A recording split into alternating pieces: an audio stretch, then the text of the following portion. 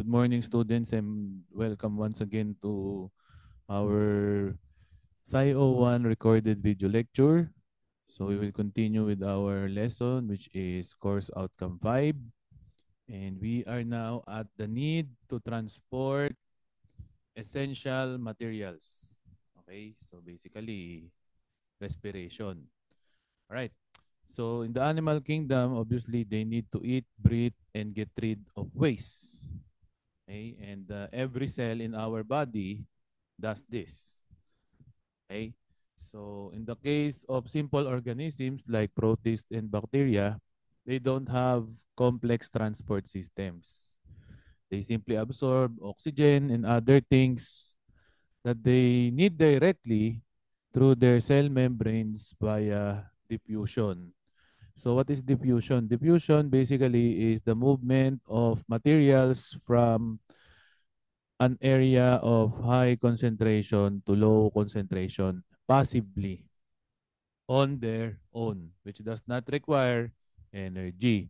Take, for example, this protist right here. The protist, okay, uh, particles or materials in this protist simply move via diffusion.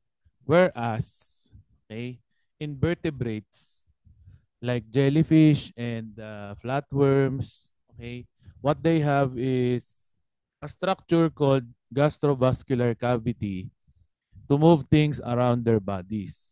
So consider natin tong example na to, no? Box jellyfish.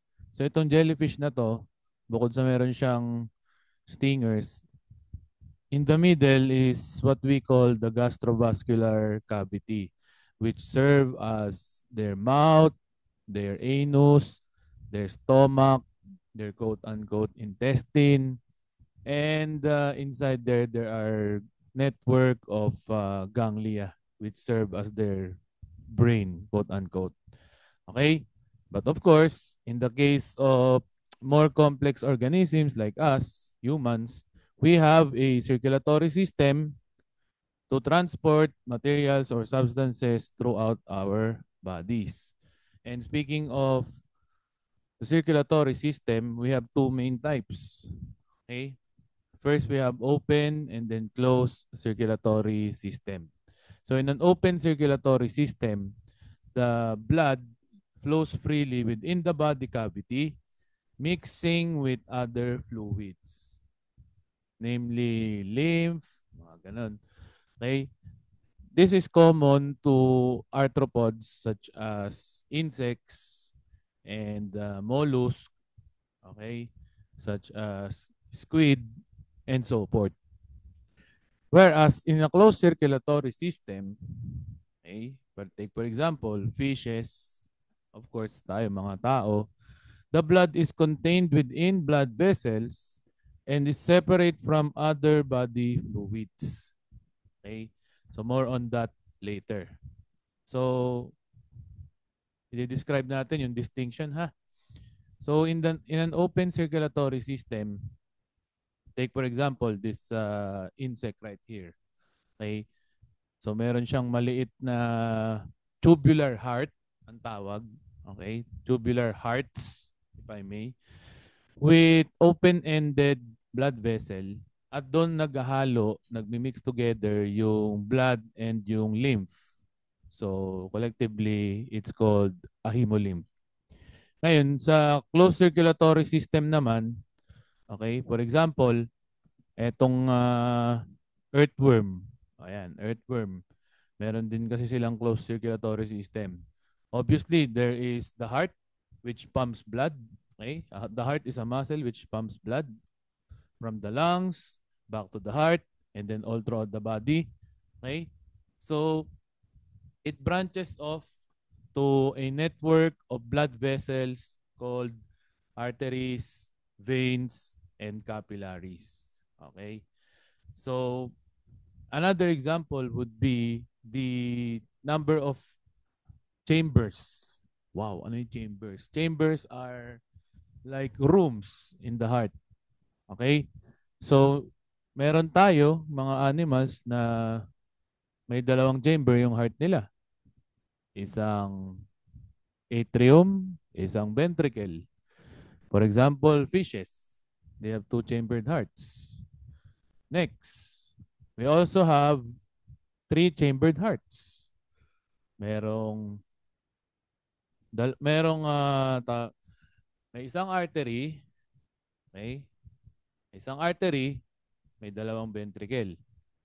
Example naman nun, mga reptiles. And of course, we have a four-chambered heart. May dalawang atrium, may dalawang ventricle. Two atrium, two ventricle. Kanina, one atrium, two ventricle. Okay? So yung right and left atrium and then yung right and left ventricle. Alright? So sa mga three-chambered hearts at two-chamber hearts lang, okay, naghahalo yung oxygen-rich and oxygen-poor blood. Okay? So yun.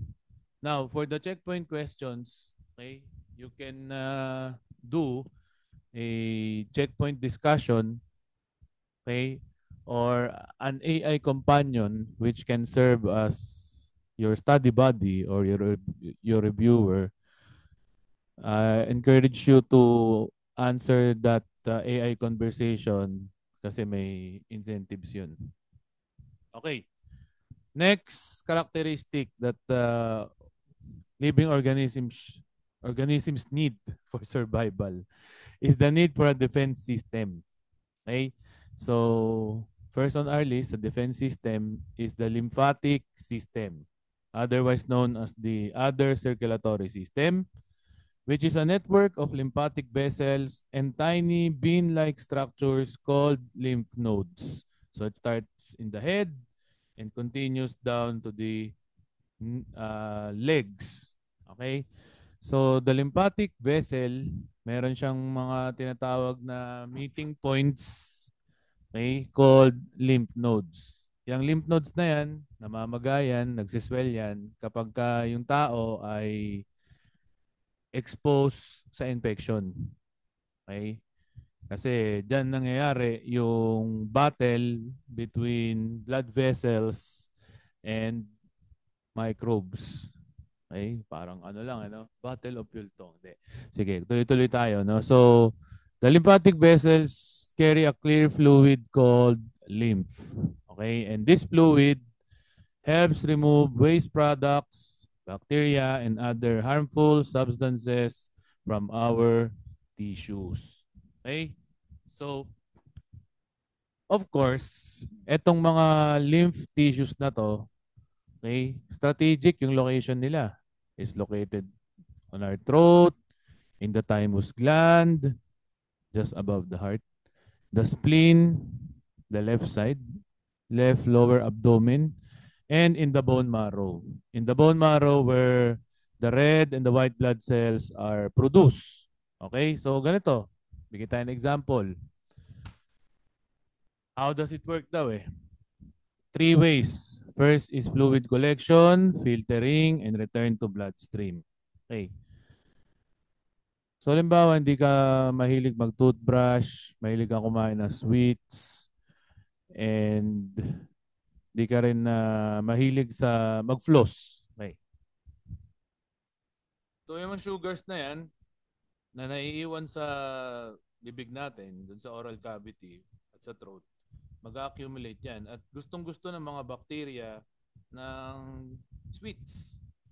Kaya magandang breeding ground yung throat for bacterial infection. So, anong mangyayari? Magre-respond yung tonsil, okay, dahil meron din mga white blood cells, okay, mga soldiers ng katawan natin. At magsiswell yan. It will swell because there is an ongoing infection. Okay? And then, your temperature would elevate. Okay? Signaling fever. And in order to slow down the progress of the infection. Okay?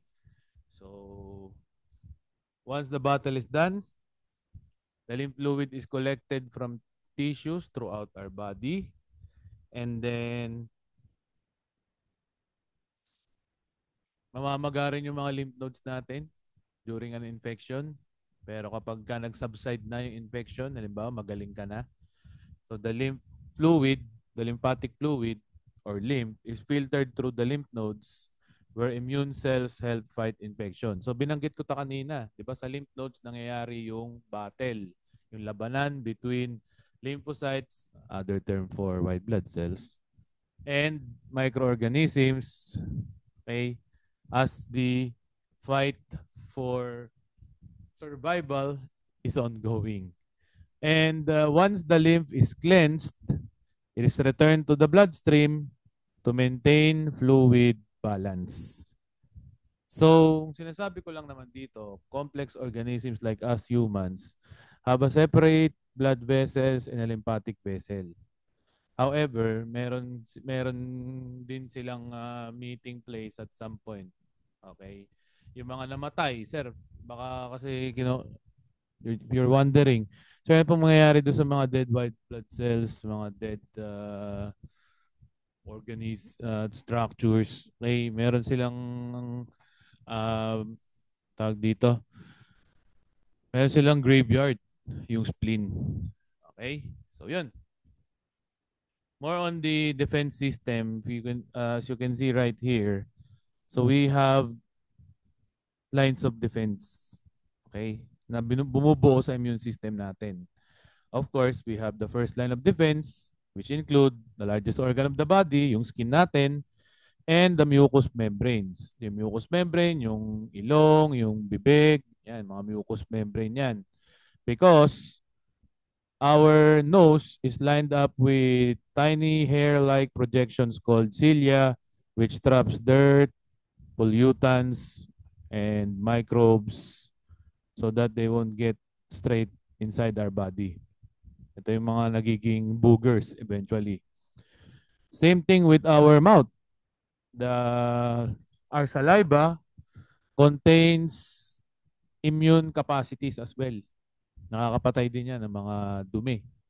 Okay? And of course, our tonsil. Yan. Nabanggit natin kanina yan. Kasama siya sa mga lymphatic organs.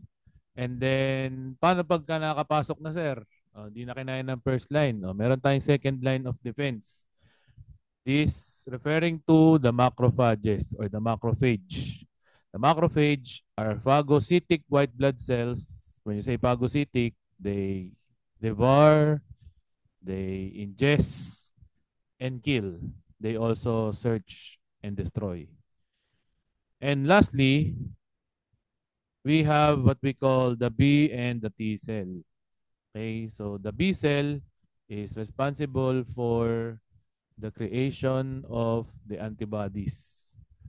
They be like identify if there is a threat inside the body, identifying coronavirus disease 2019, target lock, antibody release. So magre-release sila ng antibodies para i-ID yung threat, yung invading threat. At the next time around, mas lalong lalakas yung immune response ng katawan para hindi ka na ulit atakihin at bigyan ng matinding sakit nung invader na yun. Okay? And of course, itong napansin nyo na green na naka-bow and arrow, yan yung tinatawag natin na killer cells. So, syempre, obviously, ano bang trabaho nila? E di sila yung mga assassin, killer ng mga unwanted invaders sa katawan.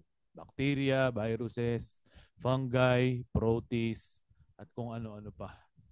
Alright? So, let's move forward to the next need, which is the need to respire and exchange essential gases.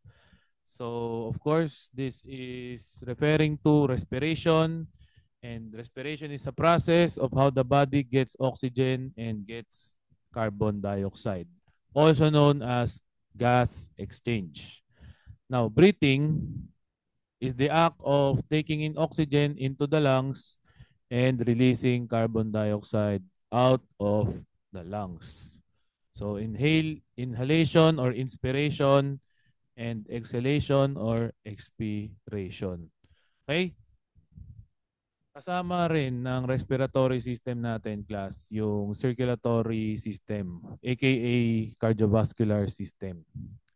We can call this as a highway of blood because the circulatory system, together with the heart, blood vessels, and blood, they carry oxygen-rich blood from our lungs and then delivered throughout the body cell. At the same time, the cardiovascular system picks up carbon dioxide and other waste products from the cell and takes it back to the lungs for gas exchange. So who does the gas exchange? It's this part called the alveoli, also known as the air sacs. Okay?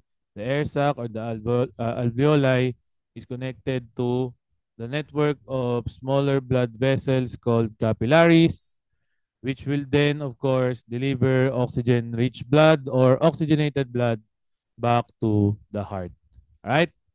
Okay. Now, let's move forward to the animal kingdom. No? Gas exchange in the animal kingdom. So first, we have cutaneous respiration. So when we say cutaneous respiration, we are referring to breathing through the skin. Okay? Breathing through the skin, like what earthworms and frogs do.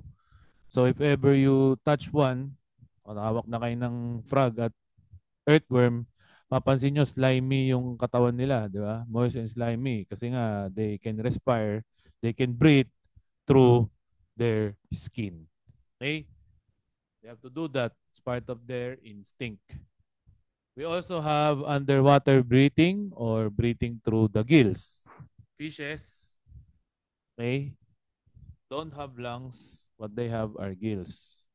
So these gills act like a feathery structures that absorb dissolved oxygen from the water and release carbon dioxide back into the water. Okay? May nagtanong sa akin, sir, may oxygen ba sa tubig? Of course. It's called dissolved oxygen. It's just that these are built for marine animals. Right? And then, of course, we have the tracheal system, which is present in insects.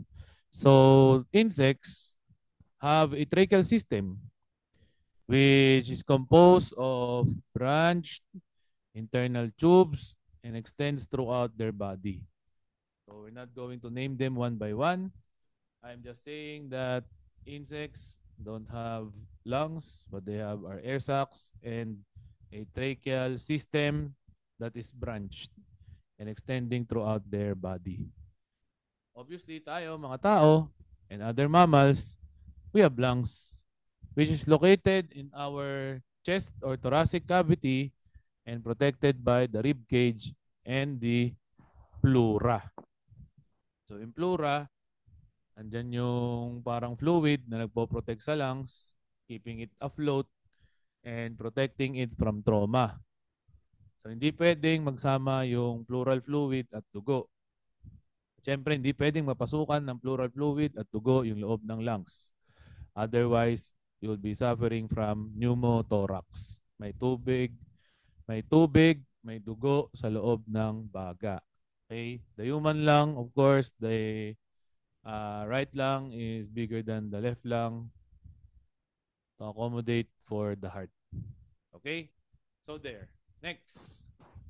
The need to maintain homeostasis. Homeostasis or the body's internal balance. You say internal balance, everything is normal, everything is working under ideal or optimal conditions. Trabaho yan ng nervous system to maintain and regulate homeostasis. They do that by sending nerve impulses or signals throughout the body. Of course, working hand in hand with the nervous system is the endocrine system, which of course produces hormones or chemical messengers that targets a specific organ in the body and brings short to long-term changes. Okay, like I said, the nerve signals such as reflex actions are fast-acting and short-lived. Ito yung mga hindi na pinag-iisipan. For example, nahawakan mo yung mainit na tubig. So, syempre, hindi mo na kailangan pag-isipan, mainit ba to? So, hindi, no? As fast as, pak! Ganun. Blink of an eye. Lalayo mo kagad. Di ba? While hormonal effects are long-term and which persist until we grow and even grow old. But some hormones have quick effect.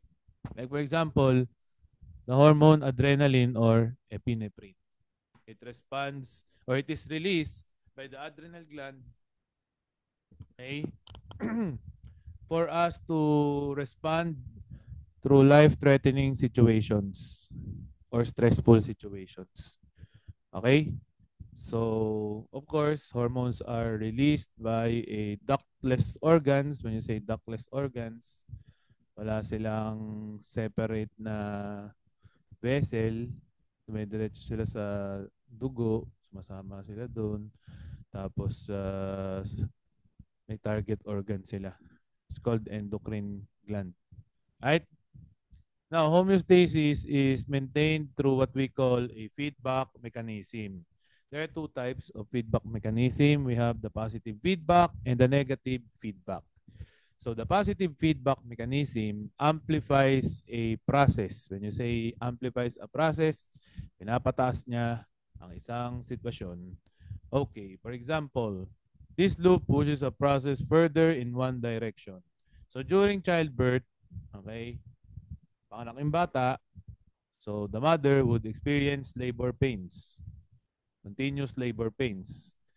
Water breaks, the cervix expands, and there is continuous uterine contraction, contraction in the uterus, humihilab, okay, which triggers the hormone oxytocin, okay, which is produced in the pituitary gland sa may bandang hypothalamus ng utak natin, which of course leading to contractions in the uterus. Yung contractions ng uterus, umihilab yung bahay bata ng nanay, it will trigger more release of oxytocin, leading to stronger contractions until the baby is delivered successfully, together with the umbilical cord and the placenta. Right?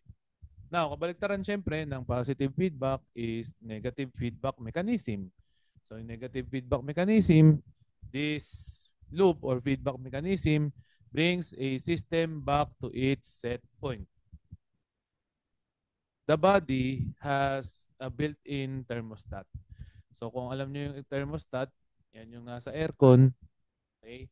Kapag mainit yung room at naka-on yung aircon, mag-a-adjust yung thermostat, di ba? Mas lalo siyang magre-release ng lamig. Pag na-reach na nung room, yung ideal na temperature, magno-normalize na yung thermostat. So, applying that principle, okay, in the body temperature regulation, so when our body temperature rises, our body, which has a built-in thermostat, responds by sweating. Magpapawisan tayo. Okay? To cool us down. Diba? Para bumaba, mag-normalize yung temperature. Whereas, when our body temperature drops, okay, masyado namang bumagsak yung temp natin, our brain would signal to the muscles and all, no, to shiver. Bakit? Why do we shiver? Because that's our body's adjustment or compensation to generate heat. And the goal is to maintain a normal temperature. Okay? So, after homeostasis, we also have the need to control and respond to environmental changes. That is the job of the nervous system, which exerts control over all the other organ systems of the body. Okay? It's like the master system. And the most mysterious and puzzling among them. Bukod sa napakaraming parts na kailangan memorize as well as the functions, May mga ibang sakit pa rin, neurological diseases na walang lunas until now. So the nervous system is specific and rapid in response due to the combination of the chemical and electrochemical signals. So it's like the control center. They process information, transmit them, send signals to our muscles and organs back and forth to respond. Okay? The nervous system is composed of the brain cells, particularly the mammalian nervous system. The brain cells or the neurons process, transmit, and respond to certain stimulus. Okay? Lower forms of animals like cnidarians, particularly hydra, sea anemone, they lack a true nervous system. What they have is a connected nerve cell called the nerve net. Okay? Echinoderms like sea stars don't have complex brains. What they have is a nerve ring.